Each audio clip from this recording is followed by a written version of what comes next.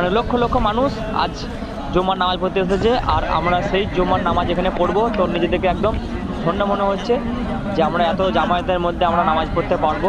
তো জীবনে কোনোদিন আশা করি না যে এত জামায়াতের মধ্যে আমরা নামাজ পড়বো। তো হ্যালো বন্ধুরা, আমরা চলে এসেছি এখন পৈনান দাঁতপুর থানার অন্তর্গত পৈনানে যে বিশ্ব ইজতেমা হচ্ছে, তো সেটার উদ্দেশ্যে আমরা এখন চলে এসেছি। তো গাড়িটা পার্কিং হয়ে গেছে আমাদের, এখান থেকে মোটামুটি 3-4 কিলোমিটার হেঁটে আমাদের যেতে হবে।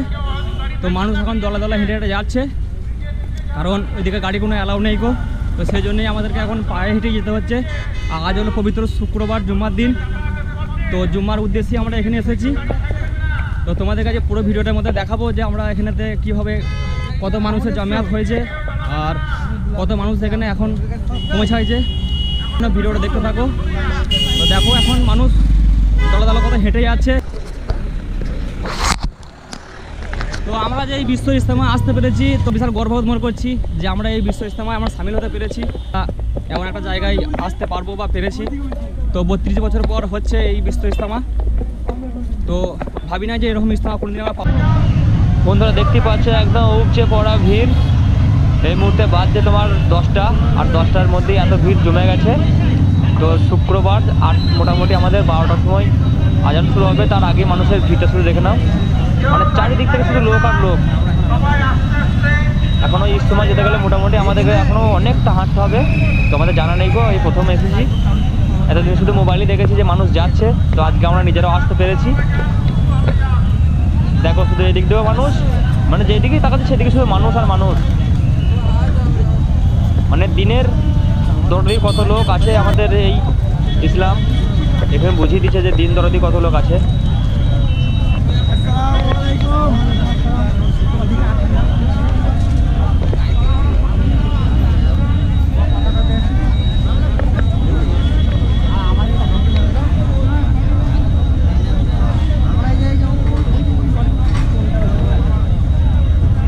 তো অবশেষে আমরা ইজতেমার ময়দানে এসে পৌঁছে গেছি, আর এখানেই আমাদের নামাজ পড়ানো হবে। আর ইজতেমার মেন যে মঞ্চ, সে মঞ্চটা আমরা জানি না কোথায় আছে।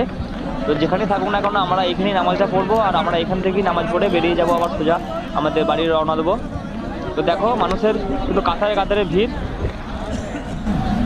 মানে লক্ষ লক্ষ মানুষ আজ জুম্মার নামাজ পড়তে এসেছে। আর আমরা সেই জুম্মার নামাজ এখানে পড়বো, তো নিজেদেরকে একদম ধন্য মনে হচ্ছে যে আমরা এত জামায়াতের মধ্যে আমরা নামাজ পড়তে পারবো।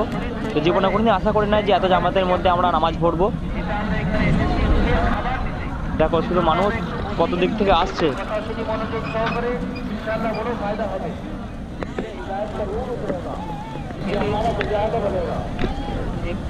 আমাদের মধ্যে হিদায়াতের নূর আমাদের দিকে আসবে, মুজাহিদের জজ্বা তৈরি হবে।